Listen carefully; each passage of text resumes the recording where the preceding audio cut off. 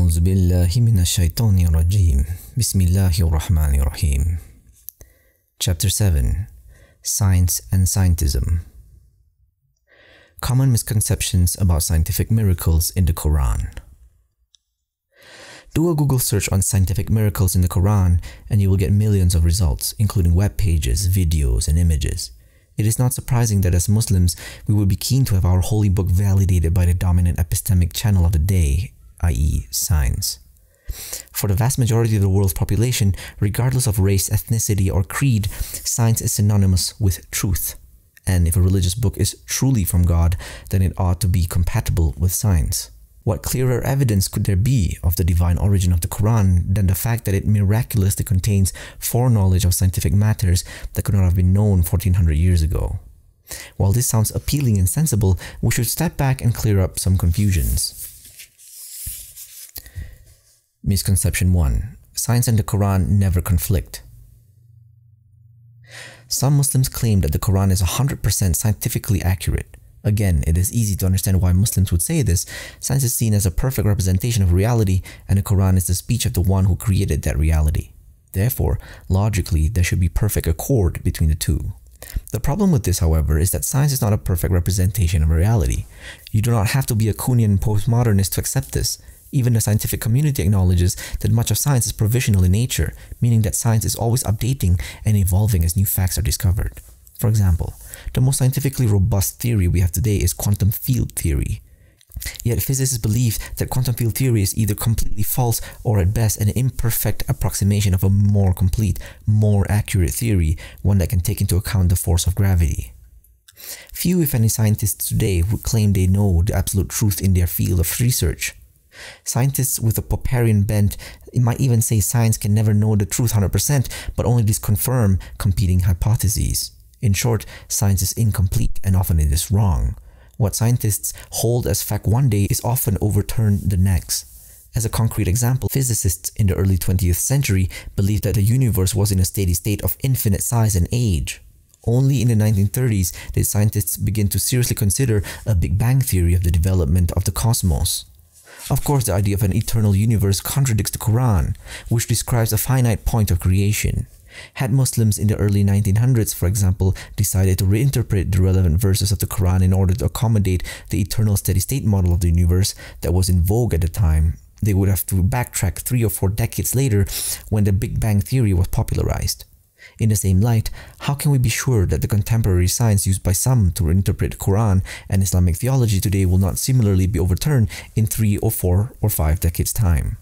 Given the tumultuous history of science, this is much more likely than not. In the end, contrary to what some may mistakenly believe, science is not a perfect representation of reality, at least not today and perhaps never. Given the perfection of Allah's speech, it would be inappropriate to make broad pronouncements on the Quran's compatibility with something man-made like science, which is inherently imperfect, tenuous, and constantly in flux. Does this mean that we should not reflect on the Quran and ponder verses in light of different ideas found in science? Of course we can. Some Muslims certainly experience a boost in their iman by doing this, and that should not be undermined. But ultimately, the concern is when that personal reflection turns into a tafsir, and that one shares with others, or worse, becomes a broader philosophy about the Quran and science. This is problematic because, like any reflection on the Quran, publicly reinterpreting the Quran ought to follow the well-established norms of the exegesis, i.e. tafsir and adab with the divine address. We should need the profound words of Allah's Messenger ﷺ. Quote, "Whoever speaks of the book of Allah from his own opinion is in error, even if correct." End quote. Misconception 2. The Quran is not a science textbook. This is true, of course. The Quran is certainly not a science textbook, but when some Muslims make this claim, they implicitly mean something else. As we have seen, there are Muslims who overemphasize the compatibility of science and the Quran, claiming that science and the Quran never conflict. On the other hand, of the Muslims who declare that Quran is not a science textbook, some of them mean to say that the Quran and religion in general have nothing to say about the world at large. To borrow the term used by biologist Stephen Jay Gould, these Muslims believe science and religion to occupy, quote, non-overlapping magisteria, end quote, namely, distinct and separate domains of authority and applicability. In other words, science's authority lies in answering questions about the world around us, while religion's authority lies in answering questions about morality, spirituality, and the meaning of it all. And neither should meddle in the business of the other. This, however, is a mischaracterization as far as the Quran is concerned, for the simple reason that the Quran speaks about the world around us at length. It is true that the Quran does not use modern scientific language. Nonetheless, it is undeniable that the Quran is replete with statements about the world and history. Some choice examples: the createdness of the universe, the existence of angels and their activity in the world, the existence of jinn and their activity in the world, the ability for consciousness to exist without a body or brain, in other words, the existence of immaterial soul, the resurrection of organisms after death and bodily decomposition, the existence of heaven and hell, the night journey and ascension, and the previous prophetic miracles, for example, a splitting of the moon, parting of the sea, raising the dead, etc. The extraordinarily long lives of certain persons, for example, Noah, the youth of the cave, chapter 29 verse 14, chapter 18 verse 11. The throne and footstool of the Almighty, the seven heavens, for example, chapter 65 verse 12, and many others. The rejection of the amana, or moral trust, by the heavens, earth, and the mountains, chapter 33 verse 72. The creatures singing praises of their Lord and communicating with prophets, the creation of Adam in paradise, the capabilities of Sulaiman, the existence of magic and the evil eye, the existence of life in the grave, and the annihilation of certain peoples by God due to their unrepentant criminality, the reality of barakah, or blessing, sanctity. These examples were deliberately chosen to contrast with modern science and history. It should be noted that many verses in the Quran also mention everyday phenomena like rainfall, the development of the human embryo, the movement of celestial bodies, etc. Reading these verses and many others like them, what should Muslims living in this scientific age conclude? Are all these verses, all of which on a plain reading conflict with modern science, just colorful metaphors and fables intended to be understood purely for their moral, spiritual import? Hopefully most Muslims do not believe this, or perhaps all these verses refer to the miracles and or the ghaib, namely the unseen, and therefore remain outside the domain of science and empirical knowledge, or some combination thereof?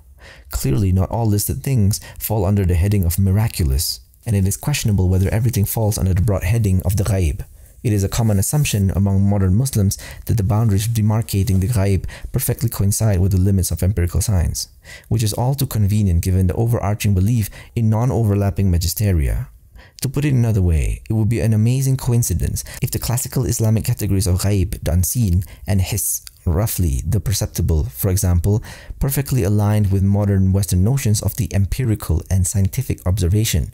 For example, would subatomic particles like the Higgs boson be considered part of the ghaib in the same way that jinn are unseen? Certainly, the Higgs boson is invisible to all our senses, and only recently has data from particle colliders provided hints of its existence. But no eye has ever seen the Higgs boson, and as a matter of fact, no eye ever will. The difficulty in categorizing such entities is revealing of the underlying problem. We lack a consistent categorization to apply across all entities, a principled categorization that is consistent with classical understandings but also accommodates modern science.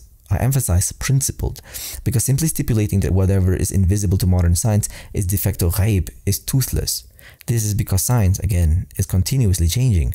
What once was invisible to science may not be in the future, and what we would think that categorizing an entity as unseen has to do with the inherent nature of the entity itself rather than merely being contingent on what random scientists are doing in their field at any given time. Of course, I would not attempt to formulate such a categorization scheme myself, nor do I have an interest in doing so. We can leave that to qualified theologians. That being said, what I see as important here is that when we read the Quran, we realize that we are learning a great deal about the fundamental nature of the universe. In fact, we learn much more significant and penetrating facts than science could ever produce.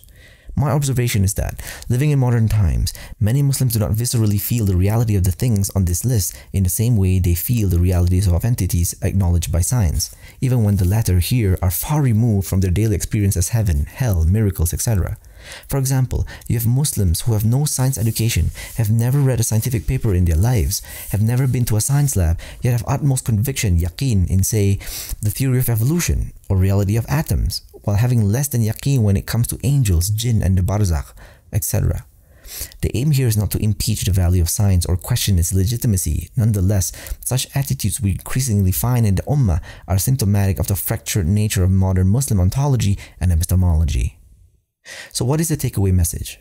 Ultimately, we must do away with the notion of non-overlapping magisteria.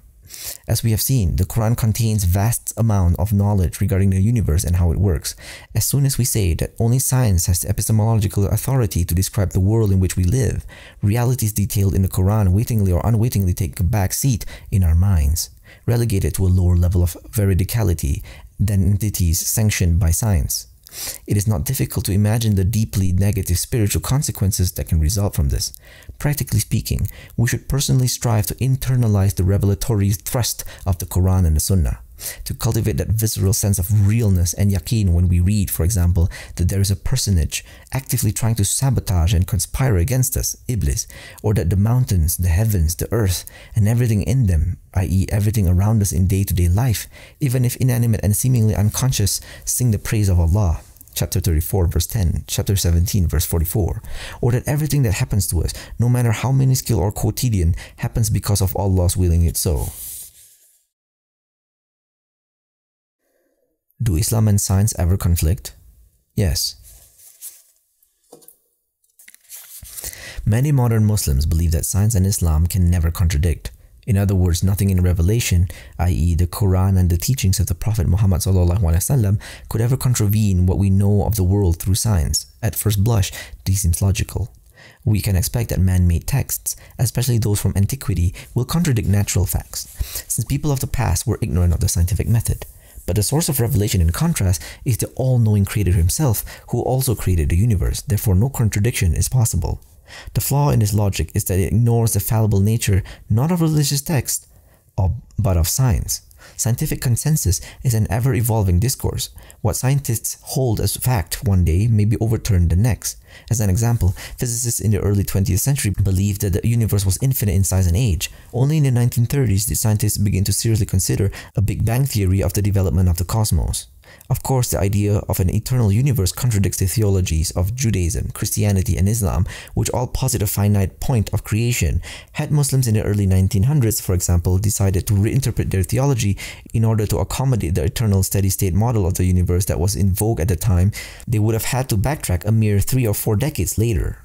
To reiterate, science is not always correct in its representation of the universe. In fact, historically it is often wrong. Furthermore, scientists themselves acknowledge the provisional nature of science in that their research is perpetually a work in progress and subject to change. Therefore, Islam's incompatibility with some contemporary scientific contentions, such as evolution, is not problematic in the least. In fact, as far as we are concerned, it should be entirely expected. The Quran provides us with timeless truths, describing in many verses the magnificence of creation, truths relayed by the Creator Himself with His perfect knowledge. It is expected that imperfect human knowledge, as represented by scientific discourse, will fail to match the divine address. There is no pluralism in science. When it comes to certain fields, there is no such concept as pluralism. In science, for example, it is assumed that there is only one right answer. Sure, there can be multiple competing theories, but ultimately one theory is assumed to be the correct one, and it is the job of scientists to investigate, to debate, to analyze, to carefully consider, and to work to come to that answer. In contrast, today we are not taught to think of any religion as being right or wrong. Rather, religion is about personal identity, personal feelings, what you subjectively feel to be the case. Religion is not about facts and knowledge. Therefore, the reasoning goes, how can any given religion be considered correct or true? If you are coming from this subjectivist view of religion, then you might be prone to think that in a sense, all religions are true in one way or another. But historically, people did not have this view of religion. Religion was thought of in a similar way to how people today think of science, in a sense that understanding reality means understanding God, and understanding God means understanding what God has said. It was no coincidence, then, that typically the most knowledgeable and educated people in society in the past were also the most religiously learned. It is also not a coincidence that interreligious debates in the past happened on the theological level. For example, Christians and Muslims debating about the nature of God, His attributes, etc., whereas today, most of the handful of interreligious debates that happen focus on moral concerns like human rights, women's rights, tolerance, etc. It is important to note that having an objectivist view of religion does not in itself contravene tolerance. For example, our present secular society has an objectivist view when it comes to science, but there is still tolerance for people who are scientifically illiterate or who may even be downright wrong about what they scientifically believe. However, present society draws the line when it comes to people's incorrect scientific beliefs harming others, where harm itself is defined according to what is considered to be the correct scientific paradigm. A simple example is the whole vaccination debate. People can believe whatever they want about the impact of vaccines on children, but at some point, the government was given a mandate to intervene and say that children must be vaccinated, etc. This is because there was a belief that if people were allowed to pursue their incorrect beliefs past a certain point, that would have wider negative ramifications. Perhaps we should understand Islamic tolerance in the same light. In past Islamic societies, this kind of tolerance also existed. Muslim and Islamic law's tolerance for Christians, Jews, and their respective religious practices are well known and documented. In other words, there was room for people to be wrong from the perspective of the dominant paradigm, but there were limits to that tolerance. This is something we see in present secular society as well, though things are not conceived as such. Reality of science. Imagine a deaf, blind person who only has his sense of touch available to learn about his surroundings. But it gets worse than that. This person can only feel his surroundings by using a needle. He holds the needle and rubs its tip over the surface of objects around him. The tip of that needle is his only window into the world. That tiny needle tip is his only source of information about the entire universe. So imagine our surprise when this man tries to tell us about the nature of reality. Imagine our confusion as he explains to us what it all means. Imagine our amusement when he insists that the only things that exist in the world are what he can feel through his needle. Now imagine that instead of this needle, the man has to use a small piece of thread to feel out his environment by dragging the thread over her surrounding objects. That will give you an even more accurate understanding of the scope of scientific inquiry. Consider that human beings are only privy to a very small sliver of the electromagnetic spectrum, i.e.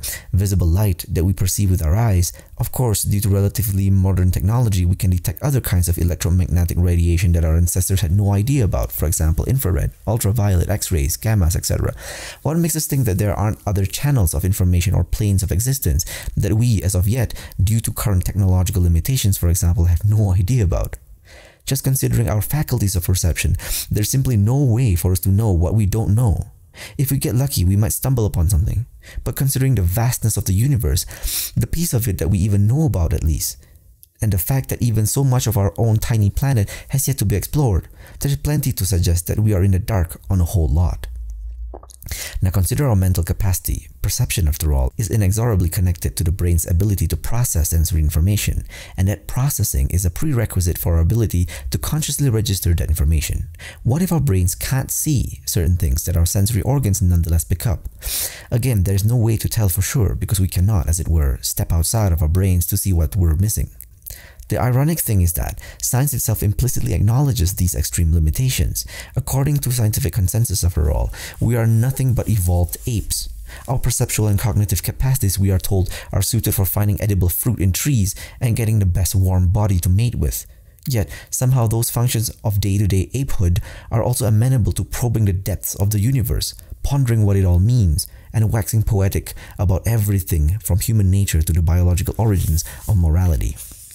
We should all chuckle in the face of such blind, pathetic hubris. Islamic and science in conflict, describing reality. What do we make of all the verses in a hadith that seem to imply that the earth is flat or that the earth does not revolve around the sun? Consider the ayah in Surah Al-Kahf. Quote, "Until when Dhul Qarnayn reached the setting of the sun, he found it setting in a spring of dark mud, and he found near it a people. Allah said, O Dhul Qarnayn, either you punish them or else adopt among them a way of goodness." End quote. Surah Al-Kahf, Quran, chapter 18, verse 86. And the hadith. The Prophet ﷺ said one day, "Do you know where the sun goes when it sets?" They said, "Allah and His Messenger knows best." He said, "It goes until it arrives at its place of settlement beneath the throne. Then it falls down in prostration and remains like that until it is said to it, 'Arise, go back from whence you came.' Then it goes back and rises from its place of rising. Then it goes until it arrives at its place of settlement beneath the throne. Then it falls down in prostration and remains like that until it is said to it, 'Arise, go back from whence you came.' Then it goes back and rises from its place of rising. Then it goes without people finding anything wrong with it until it arrives at that place of settlement it has beneath the throne. Then it will be told, 'Enter upon the morning rising from your setting place.' Then Allah's Messenger ﷺ said, 'Do you know when that will be?' It will be when its faith will not avail a soul which had not believed before or earned some good from its faith." End quote. How do we understand all this? It is easy to say that these are all metaphorical. Perhaps they are in some sense, but that's too hasty. Is there any other recourse? Imagine two people have equally correct knowledge about the universe. Those two people can describe that knowledge in different ways. For example, i.e., they can describe the universe in different ways. They can use different language, different images, different concepts to explain the same thing. Furthermore, they can use different terms even when they are describing things literally from their individual perspectives. What do I mean by this? Well, a simple example is all the different terms that Bedouin Arabs have for lion, or all the different terms that Eskimos have for snow. The way that an Arab talks about a lion and the way that an Eskimo talks about snow will be very different from how a zoologist or a meteorologist speaks about these things. It is not that the Arab or the Eskimo are speaking metaphorically while the zoologist and meteorologists are speaking literally. No, in this example, everyone is speaking literally, but there are just certain concepts that are in the language and at the disposal of the Arab Eskimo that are found in the language and conceptual architecture of the zoologist and meteorologist, and vice versa. The assumption that people nowadays tend to make is that scientific language is the language that describes things as they really are, but we don't have to accept that. In fact, we shouldn't, because scientific language is always changing. I explain the significance of this below. The second layer is this. I imagine two people, where one has correct knowledge about the universe and the other doesn't, but he thinks he does. This adds another wrinkle. In the previous example, the Bedouin Arab relying on the accumulated knowledge of centuries and generations of Bedouins living in the environment of the lion arguably has a better understanding of lions than the foreign zoologist from outside that environment who travels to location for a couple of months at a time, does his fieldwork and goes back home. And of course, zoology itself is a new discipline, so the language of the Bedouins will reflect their superior knowledge, but the zoologist will not necessarily accept this. In fact, the zoologist thinks that these Bedouins are fairly ignorant and their understanding of lions pales in comparison to his. And to prove that point, he will cite the Bedouins' descriptions of the lions and claim that those descriptions are inaccurate. But on what basis can he claim that the Bedouins' description is inaccurate? He can only do so on the basis of his own knowledge, which, in this example, we have stipulated is incorrect and certainly inferior to the knowledge of the Bedouins. Nonetheless, the zoologist is confident that these Bedouins simply do not know what they are talking about. This is the folly and pitiful arrogance of modern science. First, scientific language is assumed to be the only accurate, literal, acceptable way to describe the world. Second, science assumes it knows what the universe is really like. Both these assumptions we easily reject out of hand. Now, to give you a taste of this, consider the most of what they teach people in school about science, astronomy, and the shapes and the motions of the earth and other celestial bodies uses a Newtonian language. Since Isaac Newton's time, physicists by the end of the 19th century till now have speculated that the universe is really more than 3 spatial dimensions. Einstein pioneered this way of thinking about physics when he incorporated non-Euclidean mathematics, such as Riemannian geometry, into his treatment of gravitation. At one point in the past decade, string theorists were even theorizing a 21-dimensional universe. Obviously, this is all speculation on their part, and only Allah knows the reality. But even within the bounds of accepted theoretical physics, we can see how describing the world as, quote, flat, or, quote, rolling up the heavens, and so on, are perfectly apt. In 4 spatial dimensions, for example, a 3-dimensional sphere can be rolled up, just like how in 3 spatial dimensions, a 2-dimensional circle can be rolled up, and so on. This goes back to my point about scientific language always changing. Part of this is because scientists' knowledge about the world, or what they purport to be knowledge at any rate, is always changing. And then their language evolves on top of that. And why should we take the language as a benchmark for judging the words of Allah? We decidedly should not. On a spiritual level, I really cherish the passages in the Quran and the Hadith that conflict with modern scientific understandings. Those are gems for me and provide me the most peace and boost in Iman. Because those are instances where revelation from Allah is teaching me something or making me aware of something about the world that modern people and the most advanced science is not privy to, at least for the time being perhaps. The ayah about Dhul Qarnayn in Surah Al-Kahf about, for example, the setting place of the sun, as well as the hadith cited above, are really beautiful and powerful to me, and there's no reason to rush to interpret them metaphorically or somehow anything less than a pure, pristine, direct description of the reality given to us by Allah, the creator and master of all reality. May Allah strengthen our Iman, illuminate our hearts and minds with this ayah, and fortifies against the whispering of Satan. Sadaqallahu al-Azim.